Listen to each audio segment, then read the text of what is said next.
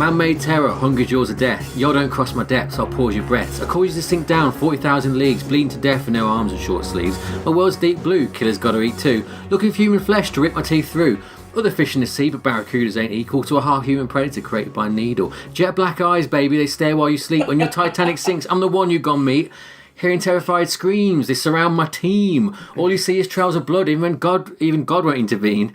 Nightmares of darkness, my appetite is heartless. Even if you're related, you're eliminated regardless. In the deep blue underwater walls, half man, half shark. My jaws don't fall, deepest bluest. My hat is like a shark's fin. And this is the science fiction rating system. Brilliant. I'd written all those lyrics down as well. They are brilliant. Well done. Thank you. Round of applause. Yeah. Welcome to the hip-hop rating system. Yes. Ladies love Cool James and ladies love science fiction. Yeah. This is the podcast that aims to rank every science fiction film from 1 to infinity. I am LL Cool S, and I am joined, as ever, by Chris Redding. Hello. I thought you were going to go down the route of the duck for the opening bit. But... There was, to be honest, this week it was a absolute treasure trove of things to quote from all the films, and also Alex Humphrey's here. Alex, hello. I'm very happy that you quoted that amazing "Deepest Bluest" song. Yeah, it was a great song. So yeah, Deepest Bluest from Deep Blue Sea, because this week is Fishy Tales Week here on this science fiction rating system. How do you? Well, and there's a duck, yeah. I mean, yeah, we kind of broke it there, but yeah, it's been tenuous all round. Creature Feature season has now actually literally been the feature that broke the podcast, as we just spent half an hour discussing a new format. Put it down. Yeah, it did. Things had to change. Space rabies. We all had space rabies. It's been humanely destroyed. Yes. Yeah. So yeah, this week we were watching 3 films about fish, science fiction films about fish, kind of, including Deep Blue Sea, but we'll get to that later. For now, should we get straight into the films? I think we should. Yeah. And our first film is The Incredible Mr. Limpet, directed by Arthur Lubin from 1964. Starring Don Knotts as a man who turns to a fish. I guess we better... first of all... Let's address the Mary Poppins in the room. The Limpet in the room, the Poppins Clause. Yeah. So I waited the whole film to see whether this was science fiction or not, because it really teased you all along. Yeah. Because there was a couple of bits where I was like, no, because even they're trickiness when he's standing by the dock and he says, I wish I was a fish, but he's holding that book. It's like the reverse. What is it? It's like reverse. Oh God! It's like a process of evolution, reverse evolution book. He's holding that book, isn't he? And you think, oh, what's going to happen? And then even later on, when the military, what his wife says, doesn't she? I don't care what you do, turn him back into a man. Yeah. Get the scientists in, turn him back into a man. But there is no explanation why he turns But also into the a cold fish. open of the film, like the bit in the future, they're saying that someone's creating these superpowered porpoises, and I'm thinking, is that science? Yeah. But it's not, there's is some it? pretty good technology from the Germans as far as their acoustic. That's Limpet. That's Limpet. But is that the torpedo? But is it science fiction? It isn't, is it? I don't think it is. Chris, It's do you... not. Shit.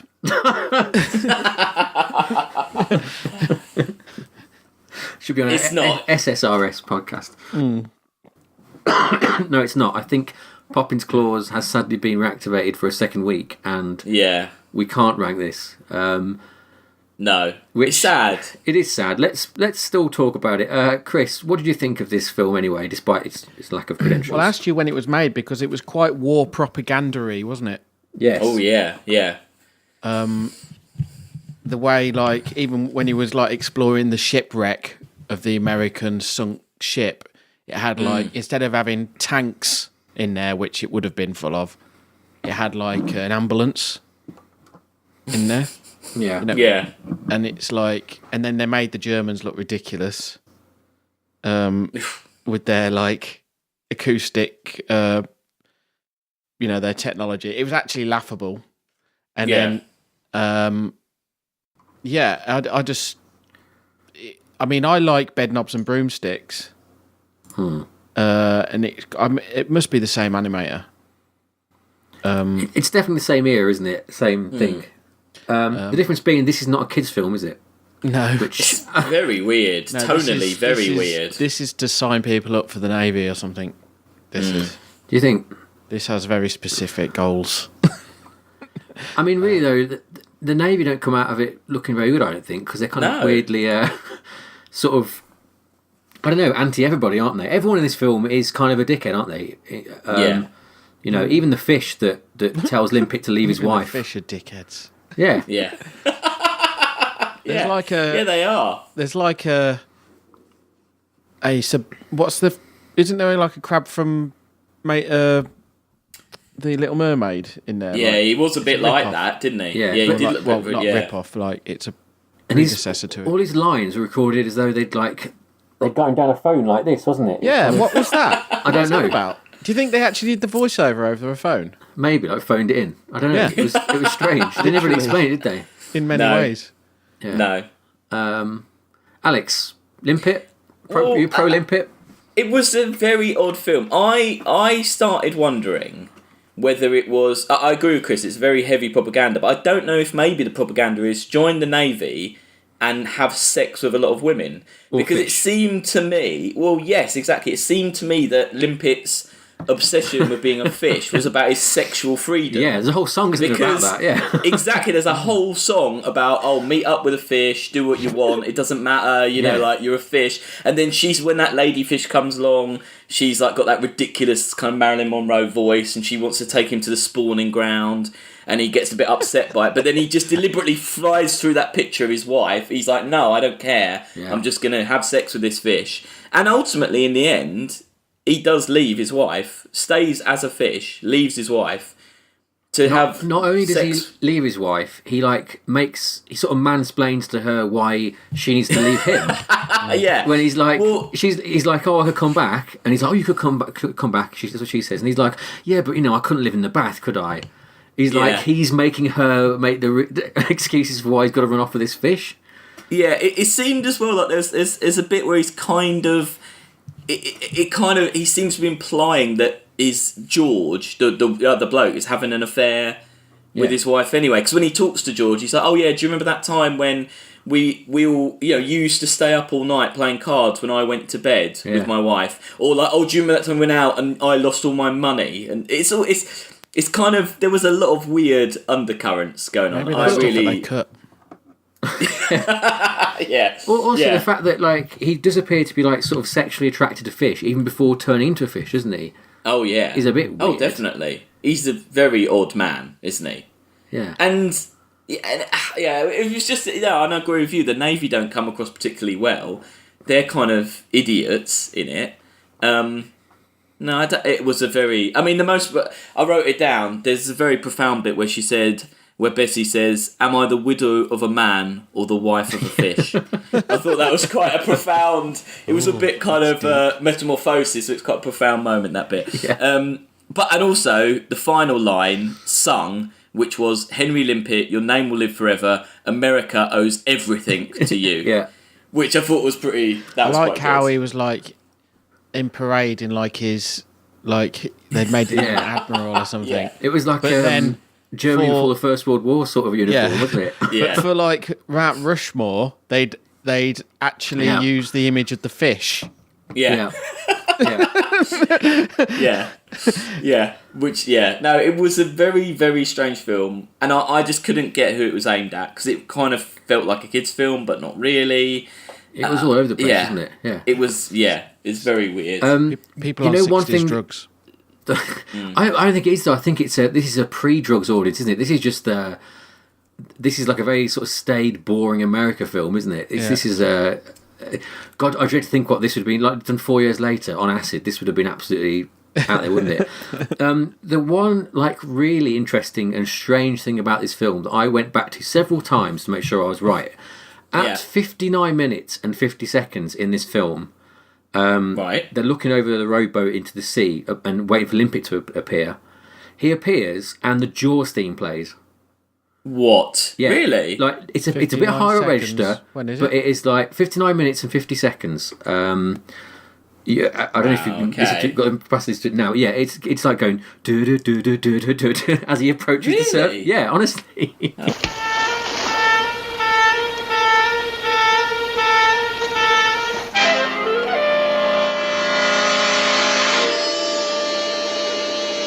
Now do you believe me, George? Oh my god. Yeah, That's so a bit... obviously Lucas or Williams was a big fan of Limpet and thought, they captured the menace of a gigantic limpet there, didn't they? But we do really need to return to why is it that people are so obsessed with trying to remake this film? Yeah, because bizarre, people are really, really... I mean, I've got it off Wikipedia. I think There's it's so Illuminati. many... Well, it must be, because so many people are like connected to it. Explanation. Yes, who we got? Jim Carrey's done it, hasn't he, a few times?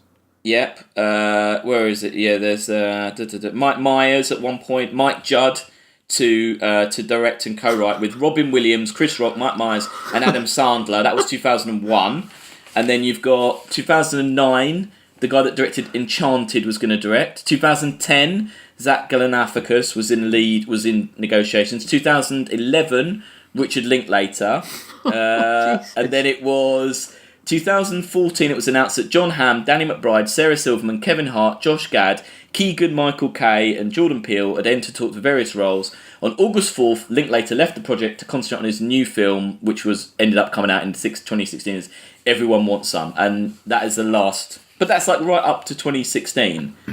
But the only 2014 they were still this, thinking of doing this. The only thing I can think about is that Don Knotts, obviously we don't really know Don Knotts, do we? But no, he's massive, isn't he, in America? He was massive. He's a huge star. Well, I guess. And maybe this is a film that gets showed a lot, like when you were a kid in America, growing up in the 80s. Maybe this was on TV all the time or something. I'm going to ask my American friends and see. Yeah, please do. Try and get to the bottom of this. I mean, are we talking what, Afghanistan? What's he going to turn in? Is he a fish and what war is it going to be? Is it going to be modern day? Is he going to be going against ISIS? Like, what's the... Yeah, I don't know, really. What's the rewrite of the plot here? I don't see... Yeah, like, what... No, it'll be like... it'll be this trade dispute going on with China, and it'll be just off the coast of China, blowing his big horn at all the Chinese trade ships trying to get out of port. This is basically Team America, but... Yeah. Different. Yeah. I see. There was, if you go on the IMDb trivia, someone has written the following. I'm reading this word for word.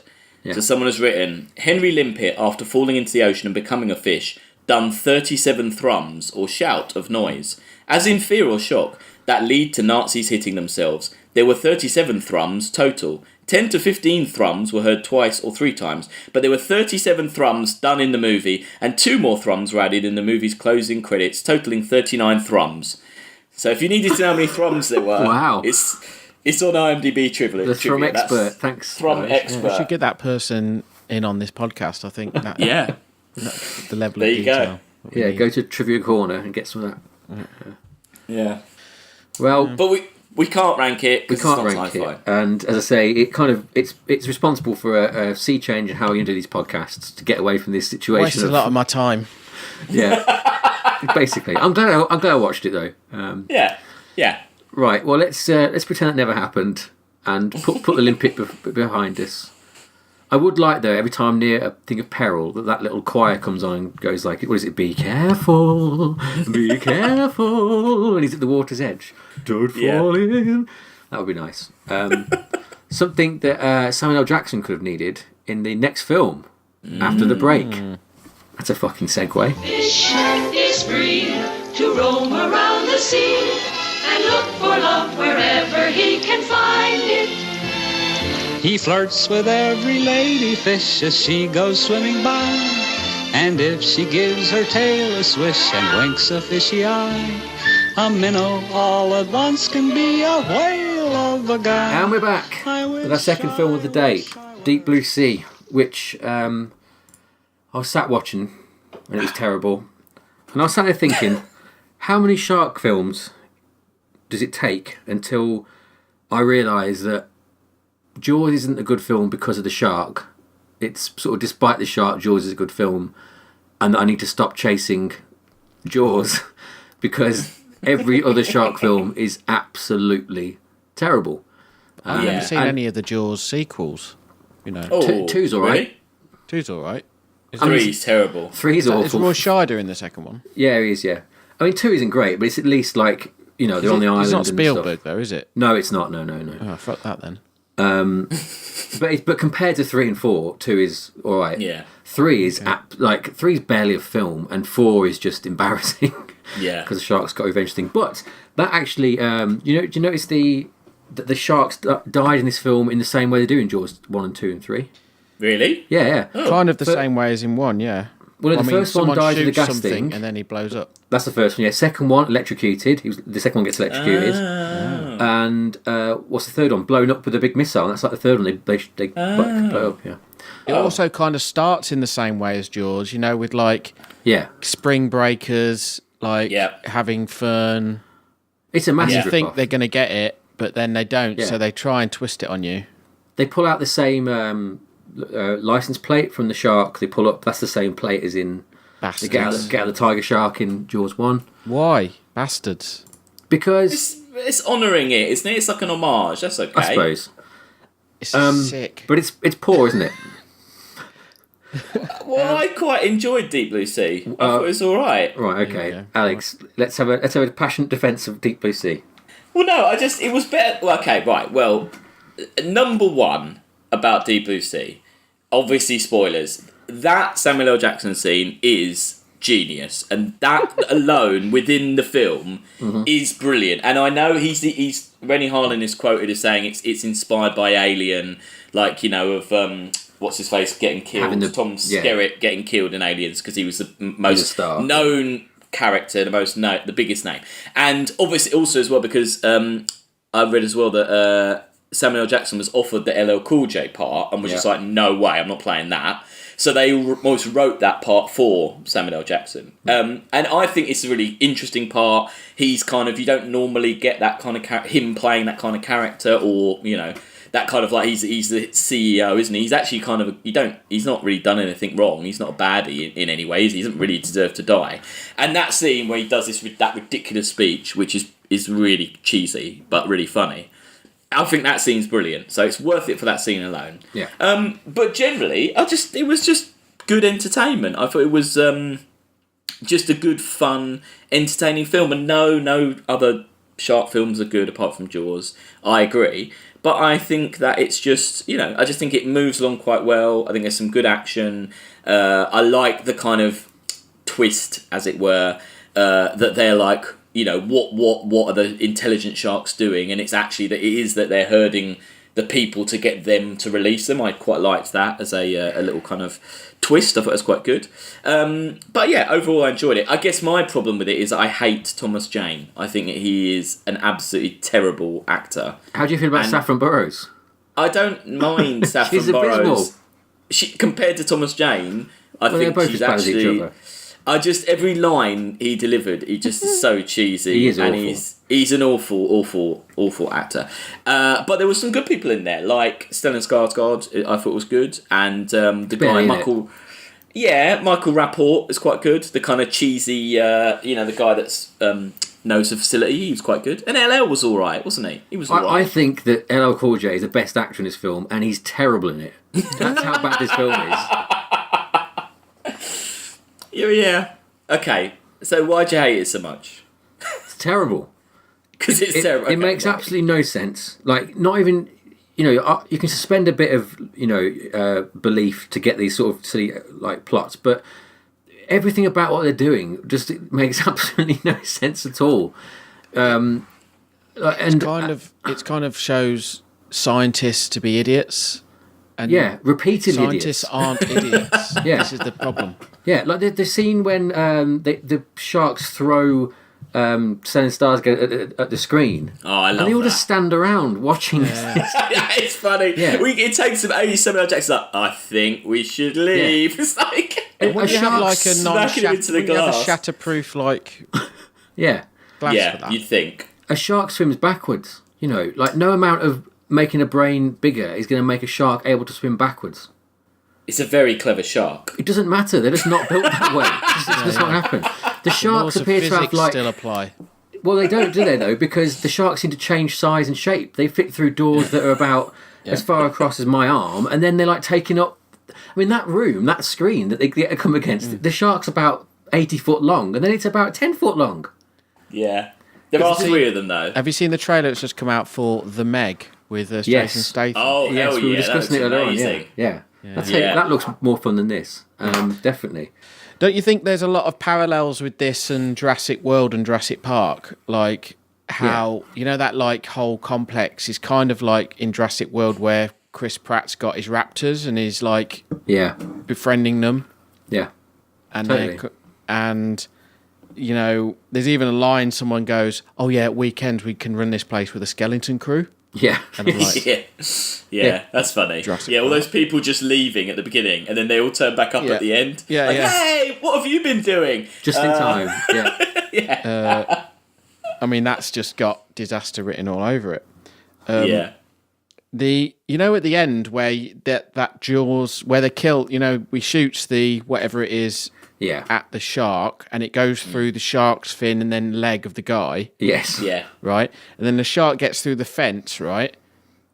Mm-hmm. But then he connects the wire, not knowing that the other guy has actually managed to stay at the fence and not with the shark, and he blows the shark up, and then he celebrates like massively. Yeah. And it's like, no, it looks like you've just killed a man and a shark. Maybe he actually hated Thomas Jane as much as I did. He realised. And then inexplicably, inexplicably, there's ghetto music at the end. Yeah. Well, I mean, it was- you've got to feel a bit sorry for LL Cool J because obviously he's signed up knowing he's got to write a theme, and he's got nothing to work with there, has he? Like, I mean, he's tried his hardest to make a rap song about a shark, but it doesn't work, does it? no.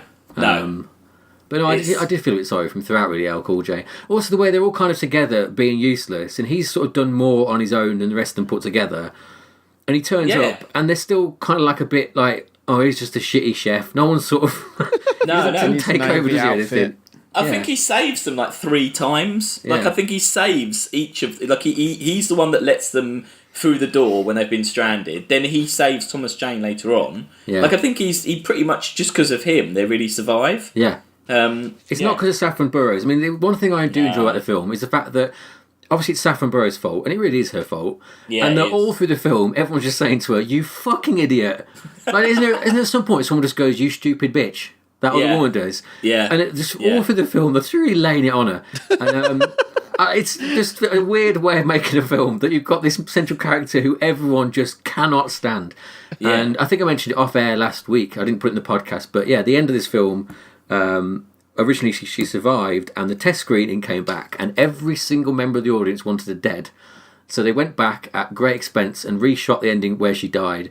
But really, it makes even less sense, doesn't it? Because what little tiny redemptive arc she has, the fact she takes her clothes off and kills a shark, is lost by her then getting killed by another shark. That kind of underlines the incompetence of the filmmaker in that Massively, they go with the feedback. She did need to die, though. It was all her fault. Like, I wasn't buying that romance between her and Thomas Jane at all. No, neither was I. So, yeah. Do you know where Duncan Kennedy, how he was inspired to write the script? Would you like to know?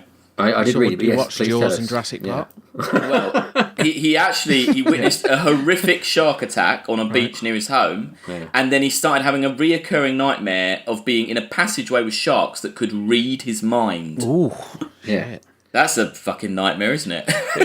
but if a shark could read your mind, a shark doesn't speak English, so he wouldn't really understand what you were thinking. I had a very similar nightmare for years when I was a kid, and it was. And whenever I used to go on our downstairs toilet, I was convinced they were going to Was that break the one I through climbed through the window of? Because that might be... I don't remember that, but yes, it probably was. Yeah, I always imagined they're going to break through the back wall and get me, and then chase me down the corridors up into What, the bedroom. sharks? Yeah, I used to sit on the toilet like weeing super fast because I was absolutely terrified of a shark coming through the back wall and get. Obviously, I'm very young at this point. This was like 21, 22. But Could they read your mind, these sharks? I mean- Did they know you're on the toilet? I think Still so. knew Yeah. sharks weren't able to move on dry land. I mean...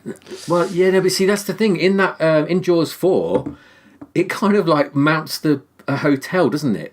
Do you remember that Yeah. bit, Alex, where it kind of they're sat eating dinner and this shark comes inland by about 30 feet to try and get her. So I guess That's that why I ruined haven't that for seen. me. That's why I never saw Jaws 4. Yeah, no, No, don't it's bother. I was quite late at Jaws, to be honest, because I was told about the head in the hole in the Oh yeah. things. Right, before we move on, let me tell you how this film could have been better. I came up with an alternative plot while I was watching it. Okay. Because, you know, at the start, when she goes into the boardroom meeting with Samuel Jackson, and he's all like, oh, whatever, don't care, this is all rubbish. And she goes, have you ever known anybody who has Alzheimer's? Yeah. And he's like, no. Right? What if he says no because he's got Alzheimer's, he's forgotten he's got Ooh, it. deep. Right? Ooh, So he goes to the whole, like, to the facility. thing. He's got Yeah. a vested interest in it. Well, no, but he doesn't know he has. He's forgotten, right? So it's all going on. Fuck. Yeah. So then it goes wrong. It gets to the bit where it goes, you know, I've got a plan, only it's not him who's there, it's somebody else, right? Right. That person gets chomped, and then someone comes in, like, from behind and, like, puts a syringe in Samuel Jackson's neck. It goes dark, right? And then you go back to the boardroom, and there's a whole another set of scientists saying to Samuel L. Jackson, do you know anyone with Alzheimer's? And he goes, no. And what it is, like, he's paid the company to keep on trying to fix Alzheimer's, even though it's incredibly dangerous. So he keeps sending these teams down to try and fix it. And he's going to be there to get the reward, but it keeps going wrong, because they keep all dying. Getting him out of there, taking him back. And so it's like Groundhog Day, but for Samuel L. Jackson with Alzheimer's. No. That is quite good. No. They should have... You should have pitched that for the sequel. I'm out. To be honest. Deep Blue Groundhog. I'm That's in. what I was going to call it. Deep Blue Groundhog. Deep Blue all over again. No, I like that. Yeah. I'm down with that. It's like a mind fuck, isn't it? You're like, oh, why are we back here again? And why Saffron Burrows turn into like Mini Driver or whatever? And then they all go down and die again. And then like they're going to break out of this loop of this crazy man sending these scientists to their death over and over again. And he would keep forgetting that the sharks were intelligent, obviously. Well, he's got Alzheimer's. Yeah, he wouldn't know. He wouldn't ever remember. No. And what happens in the end? Do they work it out? And he No, I actually think in the end remembers? someone will work out that he's doing this horrible thing, and like he dies down there, and all the scientists get away. Okay. Because it's never going to work, like is it. it? Yeah. No. Deep Blue Groundhog, look for it. Deep. All right, shall we rank the film we actually watched, which was Deep Blue Sea? Yeah. Okay. Paul, that's my review of that one. Who wants to? Alex, you can go first. I would say 62. Above The Man Who Fell to Earth, because I did enjoy. I did enjoy Deep Blue Sea. Your list I was wrong. Entertaining. Oh, is it? Yeah, because 62 is Stargate. Oh, okay, right. Well, one below Stargate then. Sorry. 63, right. Chris? 75. Oh, come Below on. 2012, but above Superman 4. No. Actually, I put it wasn't that 74 because it is better than. It's better than 2012, 2012, yeah. Yeah, I'm leaning more towards the Chris end of the scale. It was pretty dreadful. bad. It's not worse than Day After Tomorrow. I don't know. It's pretty terrible. You know what? Them Roland Emmerich ones are bollocks. So I would accept like it to skip above A Day After Tomorrow, but I think The Martian is on many areas it is better. Even though The Martian is not a clever film, but it's like I'm not going to fight this because I'm not going to win. the It's not VFX a in good this is film. absolute garbage. The way they tell the story using VFX is terrible. Yeah. I thought the It's like- animatronics it's on the like shark they've- were quite good. It's like sorry. The animatronics were quite good, I thought, on the shark. Yeah. Yeah, but whenever they start using a computer, it's just I agree. The computer is terrible. It's not even that the computer's bad. I agree. I'll forgive that. It's like the way they're using it is. Yes, like the CGI wave, for instance. Yeah, or like when he gets smacked against that window. Yeah. And I love that bit. it's like I could make something better than that. You know what I read, which I found strange about this, was that the prosthetics guy got hired because of his work on Anaconda.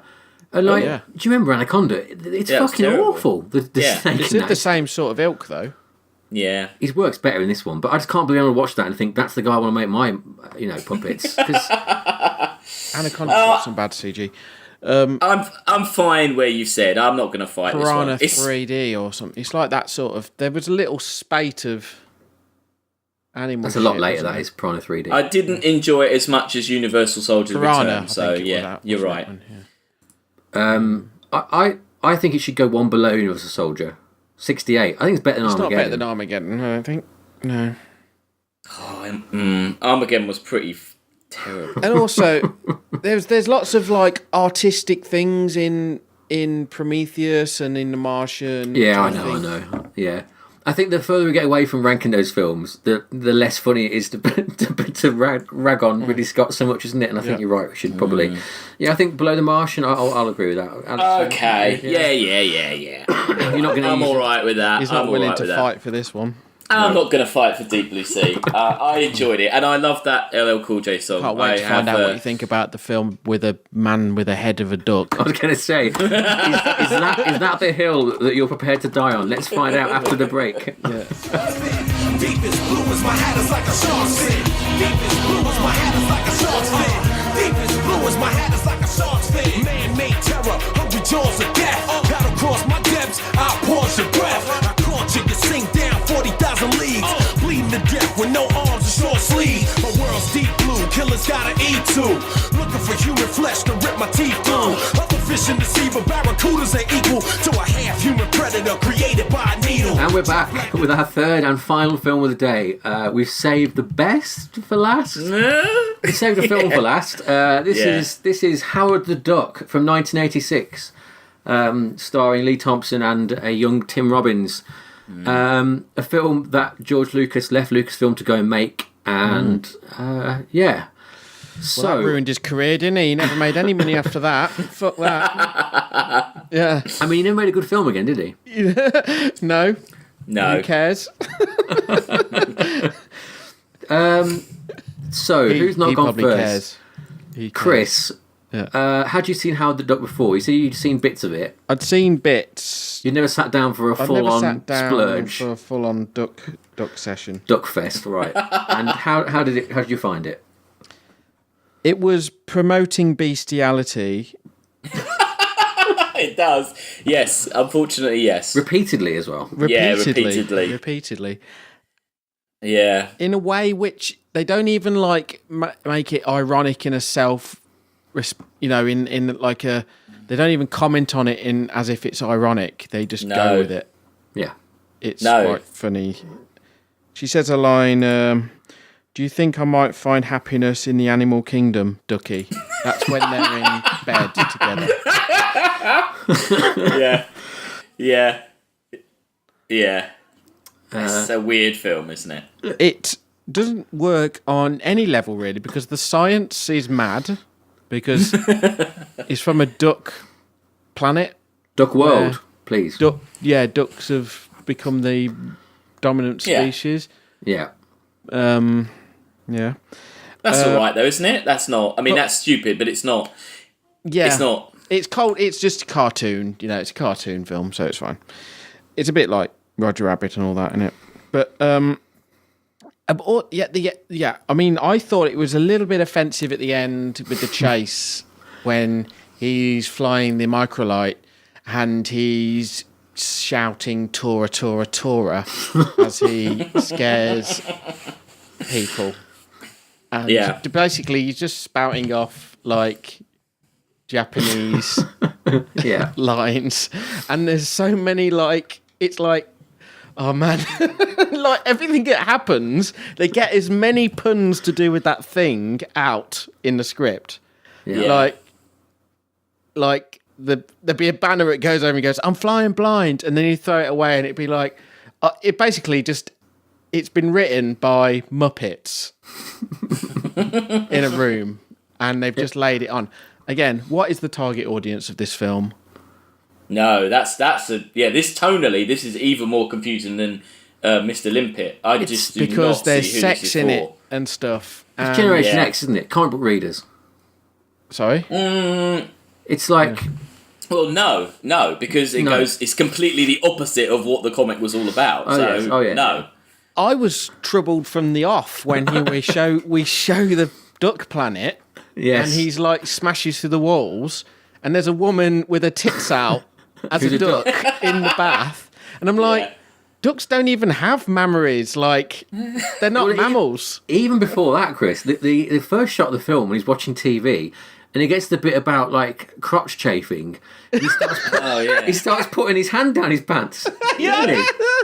And it's like they've even cut a bit of that off. I think there was a whole sequence where he was like scratching himself. Yeah. It's insane. It is absolutely insane. And I don't know at what point they maybe thought they might be going down the insanity route, but they just had to just carry on. I think quite early. Look at it. What about the bit when he gets a job in a massage parlour? Oh, yeah, he gets a job in a God, yeah. fucking sex dungeon, and he's Yeah. just wheeling around the towels. Yeah.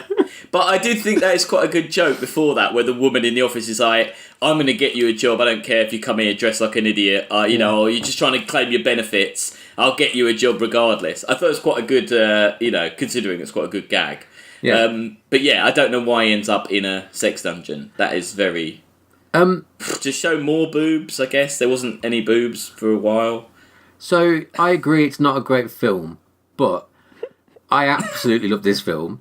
Because I actually think this is your sort of level.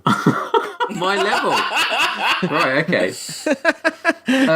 Given what we've just heard, your rewrite of No, there's specific reasons why I like this, right? There's one section of the film, after the doctor, Jeffrey Jones' doctor, Walter Jennings, gets invaded by the evil monster, and he's going through slow transformation, and it becomes a very slow road movie, and they go to a diner, and there's all these like nice scenes where they then Howard and Lee Thompson haven't really clicked that he actually is going to end the world, and they're just sort of very tolerant of the fact he's like, every line they're like, oh, do you want a burger or whatever, and he's like, I will destroy you all, and they're just like going, oh god, here he goes again. And that whole bit of the film I thought was wonderful. It was like really well played by that guy, and it kept going on like longer than it should have gone on. And then the woman comes over from the diner, and she's all like, what's his problem? Like, oh, he thinks he's the dark underworld of the world and all this sort of stuff. I like that. I agree the problems with everything else involved, really. I mean, it's awful. It is awful, but it's a beautiful mess, isn't it? This sort of, how did this get made? How did they pour $40 million into a film? Are they going to do a new one then with the Guardians of the Galaxy? I shouldn't think so. I mean, the comics are back out again, aren't they? Because he was at the end of the Guardians, wasn't he? Yeah. But the bloke that did Guardians of the Galaxy is very publicly said he hates this film, and that's why he put Seth Green as Howard the Duck. But is the IP owned by the same people? It is part of the same thing. Oh, it's Marvel, yeah. It's still Marvel. I mean, their comic still kind of goes on. There's been Howard the Duck comics going through for quite a while. Yeah. Alex, as the biggest comic book fan here, well, see, I would like you all to remember when we were way back when we did Guardians of the Galaxy, and I just said how happy I was that they're making these films now. And I know you're both a bit comic fatigued, but I want you to remember that this is the kind of Marvel films that were being made. This is the first ever Marvel film. Yeah, exactly. Yeah. And it didn't get much better for quite a long time. And although, I mean, Howard the Duck is not a character that I particularly love. I've read a few comics and stuff of it, but not that much. But what is probably the worst thing about this is that it's so different to what the comic was about. The comic was supposed to be like a kind of social satire, like a parody, like a bit absurdist, a bit kind of like, existential, a bit self-aware. And this, as Gloria Katz said, it's a film about a duck from outer space. It's not supposed to be an existential experience. And I do think I think as a satire, as a kind of weirder film, as a bit more surreal, those kind of uncomfortable bits might have worked better because you go, but this is a bit out there. Yeah. But because it's just done as like, oh yeah, like there's duck boobs, yeah, there's a woman having a relationship with a duck. I mean, like they really are. Like they don't. She kind of says it's a joke, but it's not a joke at all. He's the one that backs off on her, isn't he? He's I can't do it. Freaked out by the whole scenario. Yeah. No, it really goes full on, and it just doesn't work at all. It's just such a weird film, and I'm sure I've seen it, and I'm sure I thought it was worse than it was. I'm with Sam. I did enjoy it. I like that Cajun sushi diner. I like that bit. And I thought that guy's performance is pretty good when he's kind of slowly transforming. The effects are definitely quite good. His weird voice. I like the and stuff. Ghostbusters-y like effects to it. It's kind of, it looks like Ghostbusters. All the beams and all the monsters. Yeah. No, I think I mean, like, it's just a very, very strange fucking film. Shit. Yeah, it's just very, very odd. And I don't think they should. I think they haven't made another Howard the Duck for a reason. I don't think we need another Howard the Duck film. But I strangely enjoyed it. But it is it's almost a bit like Lawnmower Man. It's almost that kind of level of uncomfortableness. I think it's uncomfortable. Like, no, it's not that bad. It's got like two different weird levels of uncomfortableness going on. Because you've got all this thing about like them treating Howard like he's a real thing and trying to fuck him repeatedly and all these things. And that's uncomfortable. But then you've got the character of Howard himself, who at times is the only sort of sensible character on the screen. Yeah, that's true. But they kind of forget that repeatedly, and he turns into like just a duck, I guess, and like and his quips are awful. Yeah, it's a lot. It's very, as Chris said, it's extremely pun heavy, like very really bad puns as well. I just wonder how was this written? Like, which way did they come to this film? Because it doesn't seem like. Because like, there's a line early on where Lee Thompson is talking to Howard, and she says, "Where are you from?" He's like, "Oh, Duck World," and he's like, "Well, we're on Earth, I think." Like, she doesn't know the name of Earth. And I thought, well, hang on, how stupid are they trying to make out this character is? Yeah. Well, and then if you assume that, then what does that mean about the rest of it? If she's that thick, what are they trying to say about nothing of it? I suppose, isn't it? That's the Branson saying nothing. Well, I read as well, an early proposed storyline involved the characters being transported to Hawaii.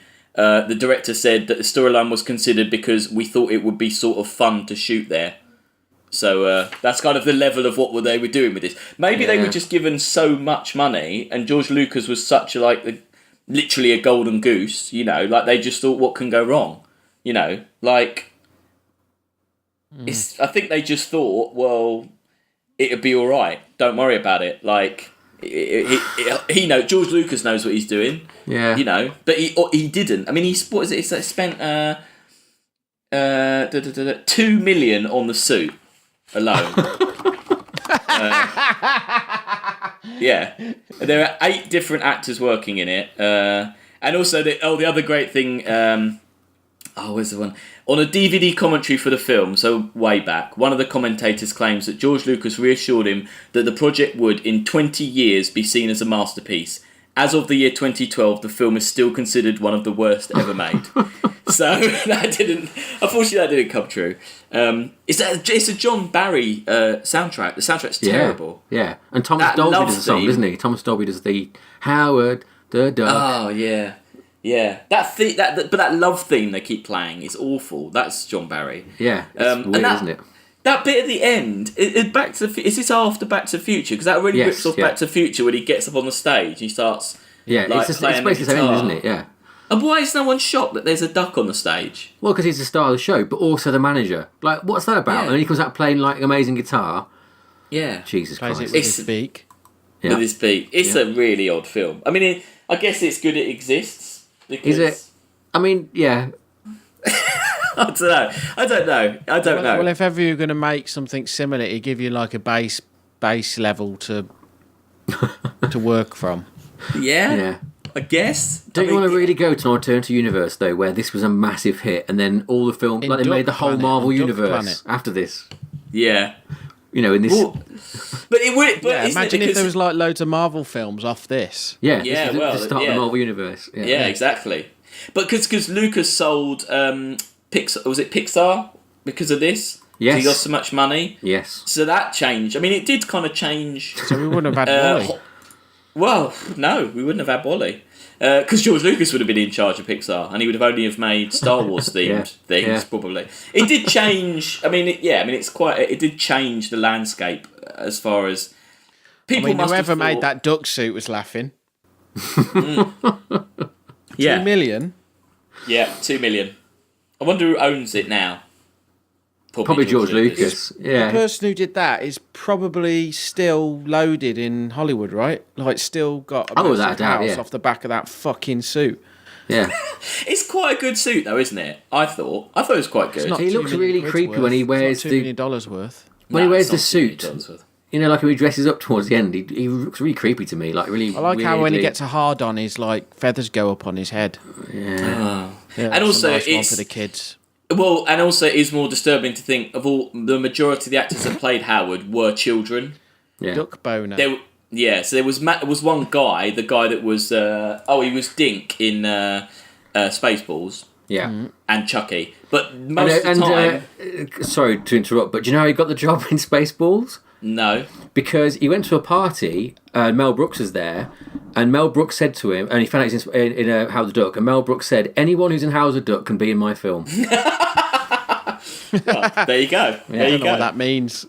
No, Does that mean it's just you big won't fan. take much money or? Yeah, you'll do anything, any old you'll shit. do anything. Yeah, yeah. No, it's a weird film. Very weird. One final note I forgot to say was that really we shouldn't be too harsh on Lucas, because George Lucas not only wanted this film to be directed by John Landis, which would have been better, wouldn't it? As Yeah, Landis is yeah. flawed, but I give it a better Yeah. film. He also really wanted to be an animated film, not actually live action.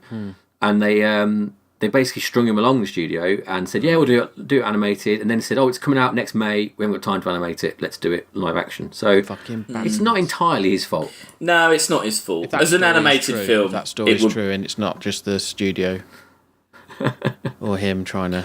Yeah, spin maybe. it. Yeah. Yeah. No, it would have been better as animation. Yeah, definitely. Right. Let's rank Howard the Duck. Where does it go? This is the toughest one to rank, I think, so far for me, because on some days I would think there's nothing I'd rather watch than Howard the Duck, because it's just it's awful, isn't it? But Well, where would you put it? Go on then, Sam. You go first. I think I'm going to say a charitable. I'm going to say charitably number 50, because Whoa. I think Inner Space and Spaceballs are also terrible 80s films that I'm happy to watch. I'm happy to watch those two films, and they're around that area. Alex, you're oofing. Where would you? I think it has to go low. It's in the I same don't- league as Spaceballs in the space for some because it feels the same, isn't it? It's the same, yeah. It does feel very similar. Oh, I don't know. It's so hard. It's so. But it is really bad. weird film. It has got some quite offensive moments in it. It Well, has, yeah, that's the stuff. It's just so tonally so odd. Not pass any sort of like. I bet it's the only film in this list that is offensive to Pearl Harbor people and has bestiality problems as well. That's the one-off, isn't it? Pearl Harbor people. But I am looking at what's there, and I Otherwise known as Americans.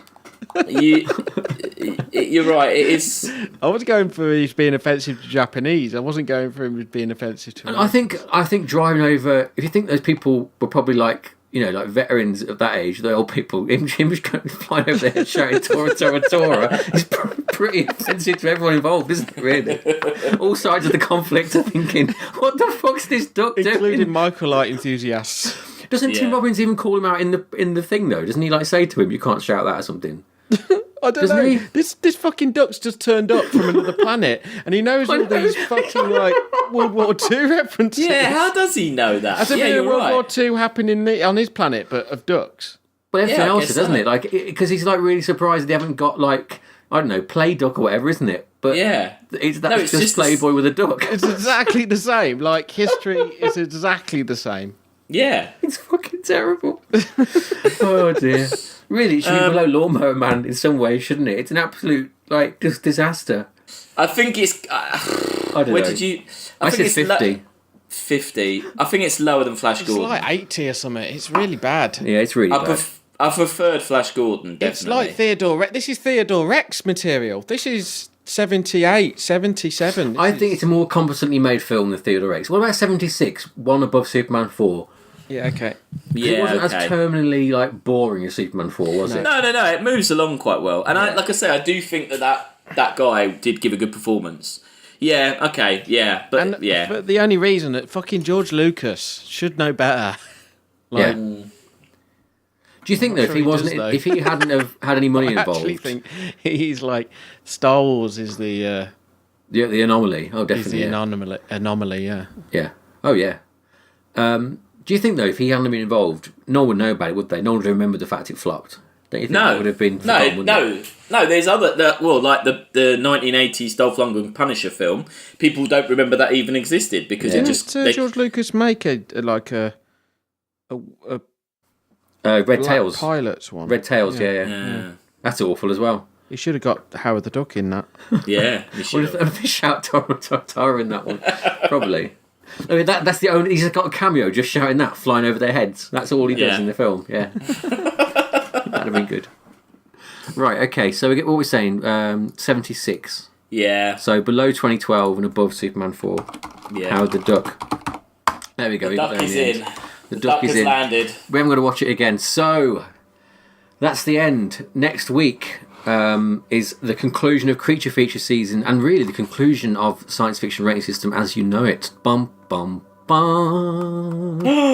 There'll be a little buffer episode or you do our re-ranking of those 3 films. But yeah, look forward to big changes and hopefully no more watching of Poppins Clause films. Yeah. We'll see. But for now, Alex, let people know what they can do to get in touch and things, please. Well, we're on Facebook, SF Rating System. We're on Instagram, Science Fiction Rating System. We're on Twitter at SF Rating System. You can email us at sciencefictionratingsystem@gmail.com and the website is sciencefictionratingsystem.com. Hey, Sam, I was going to ask you, how do you rank a podcast on iTunes? Because I actually really don't know. And it would be really nice if people ranked us 5 stars, and I don't really know how to do it. Do you know how to do it? I do know a quick way to do it, and this is what basically everyone you know's got an iPhone. Yeah. This applies to you two too. Get their iPhones, right? Get the podcast app downloaded if it's not there already. Yep. Takes 2 seconds, an Apple app. Yep. Search for us on there, Science Fiction Rating System. Mm-hmm. Yep. Go to that page, scroll down a bit, and then there's 5 stars. Just click the 5 stars. Anything less, you're just not being true to yourself, are you? Don't bother with steps 1, 2, 3. And if you're feeling really generous, go a little bit further down and just write a little review about the podcast. And that's it. That's all you do. That is simple as that. So yeah, every person you meet with an iPhone, do that. Just do it on their phone. Just get their phone off them. Yeah, just ask them to do it. It takes like a minute. And that's any phone thieves and they've got like 100 phones, just do it on them all. Yeah. Or maybe if you work in an Apple shop, before you send them out, just pre-install the Science Fiction Rating System podcast on all the phones. That'd be nice. That would be amazing. Yeah. We'd give someone a shout out if they could do that. Well, that'd be like it says give us 5 stars on iTunes. It says here. I've got it. It does. We'll do it's it. like the U2 song where it was just on the. That's what I was thinking. phones. Yeah, we don't do that it's because that good. pissed people off, didn't it? So. No, it did. But we're not U2. We're better than that. Fuck Bonnie. Yeah. Tell everyone because that's the way we get out the list. 83% of all podcasts are listened to through iTunes. But we're on other places. We're on YouTube. We're on Stitcher now. Stitcher, you say? I don't have even heard of it. It's it's where Wolverine. There's a Wolverine podcast on there, which is quite good. Oh, yeah. I will check that out. Anyway, that's enough promoting other people's podcasts. Promote ours. Come back next week for some previews. But for now, that's the end. Good night and goodbye. Bye.